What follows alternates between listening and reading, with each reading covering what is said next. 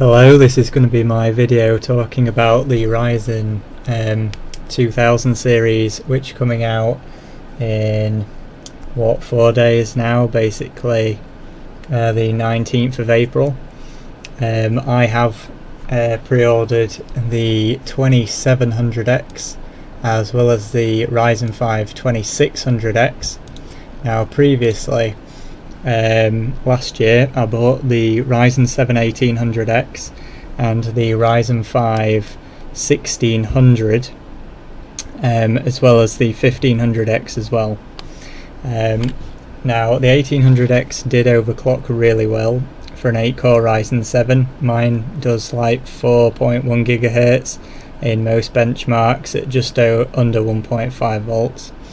I'm hoping my 2700X is just as good in terms of where the average CPU is, but my Ryzen 5 1600 is a non-X variant, and that has been quite disappointing with the overclocking. It really does 3.95 at the max without chilled water or lots of voltage. So this time round I've decided to go for the 2600X right out the gate. So last year the Ryzen 7 1800X was £490 at launch when I pre-ordered it. So that was 490 quid for an 8-core 16-thread CPU that boosted to like 4.1. This year the Ryzen 7 2700X boosts to 4.35, and that's obviously only on a single core, so that doesn't really matter. But it's only £300 to pre-order, which is pretty nice. The 1600, well, I bought mine used, I think. I'm not entirely sure, I might have bought it off Amazon. No, I think I bought it off Amazon for 190 quid. And the pre-order for the 2600X is £210. So it isn't really that much more than I paid for the 1600 last year. I think the 1600X last year was 230 or 240 when it came out, so that's cheaper. So anyway, I've got both of those processors pre-ordered, the Ryzen 2000 series, and I've basically paid 20 quid more this year than I did last year for just the one 1800X. So in my opinion, that's a pretty good deal. I've basically got 14 cores for the price of 8 that we did last year, which is a huge jump. And not only that, but the 2700X comes with a pretty decent stock cooler, whereas the 2800X didn't. In fact, all the X model CPUs last year, apart from the 1500X, didn't come with stock coolers, whereas this time around they do, which makes them even better value than before. As for a motherboard, I have ordered a Asus Crosshair 7 Hero. Now last year when I got a motherboard, I actually got the Prime X370 Pro, and anyone who's been watching the channel last year with my live streams will know that that board was a pain. It literally worked day one and died on day two. And then because of the massive motherboard shortage, it took a while to replace, and then it actually died again as well. So I had 3 of those. The last one's worked pretty well though, to be fair. I've used it on LN2 quite a lot. I have recently bought a Hero 6, and I did also buy a Gigabyte Gaming 5 during that period last year. So this time around, because I ended up buying 3 boards for the 370 series of boards, this time around I'm just going to go with a Hero to start with. It's probably going to be one of the best boards. If it isn't, I can just use the X370 Hero. So those are the 2 boards I'm going to have, the Hero 6 and the Hero 7.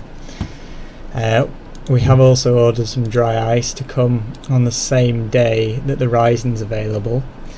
So yeah, we should be going, literally test the CPU works, update the BIOS to the latest one, maybe have a look around on a few forums, and then go straight for dry ice. I'm not going to mess about overclocking it on air or water too much, to be fair.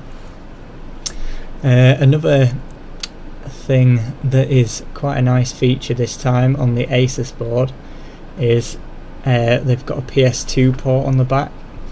So on the Hero, the reason why I didn't buy it, the reason why I went for the Prime is one, because of the price, and two, because it didn't have a PS2 port and the Prime did, and I like my PS2 keyboard, so this Hero 7 will allow me to use that.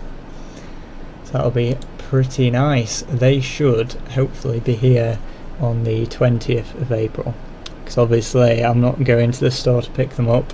They are getting shipped to me by DPD, next day delivery from OC UK, which I get for free because I've got 100 posts on the forum. I wouldn't really recommend those two particular CPUs that I'm getting for gamers. You're probably better off going with the 2600 in the case of the 6-core CPUs, because I believe it comes with the same cooler, but it is about £40 cheaper, and to be honest they'll overclock very similar, probably within 100 megahertz of each other. With the 8-core one, the 2700X and the 2700 non-X, the 2700X comes with a better cooler. So if you are going to use a stock cooler, I don't know, you're probably better off buying the X one, to be fair, because it'll be a bit faster at stock and you'll have a better cooler to overclock it, and it's RGB and all that. So I don't know, that might be worth it for you. It's also got a significantly higher boost clock there. Now another thing that I've been seeing on forums and stuff a lot recently is the people are getting confused between the Ryzen name, which is obviously the name of the CPU, and the architecture name, which is Zen. So a Ryzen 1 CPU, and a Ryzen 1, by the way, is like a Ryzen 1000 series, is Zen architecture. A Ryzen 2 or Ryzen 2000 series is Zen Plus. So this is not Zen 2, it's a Ryzen 2. They're two separate things. So Ryzen 1, Zen. Ryzen 2, Zen Plus. Ryzen 3 will be Zen 2. It's really not that difficult to understand.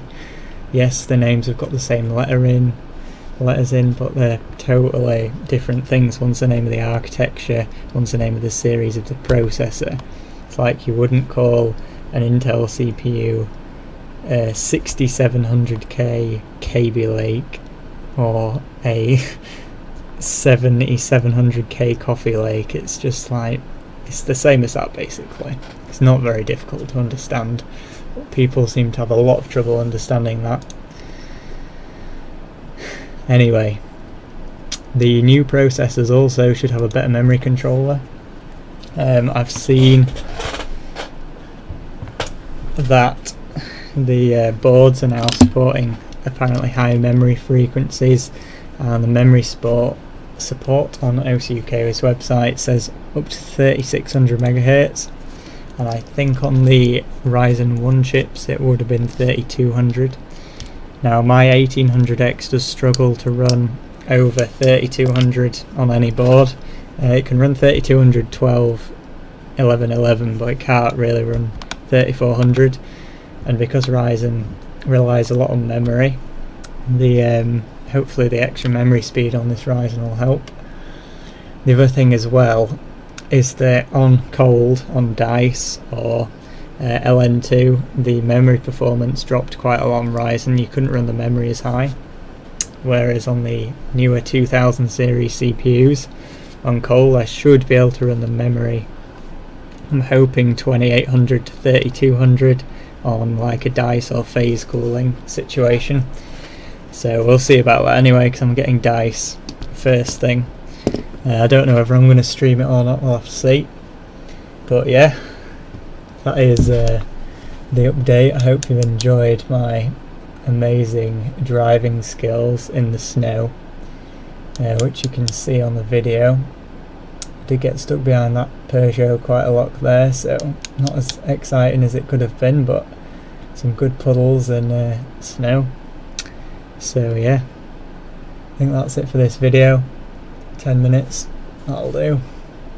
Goodbye.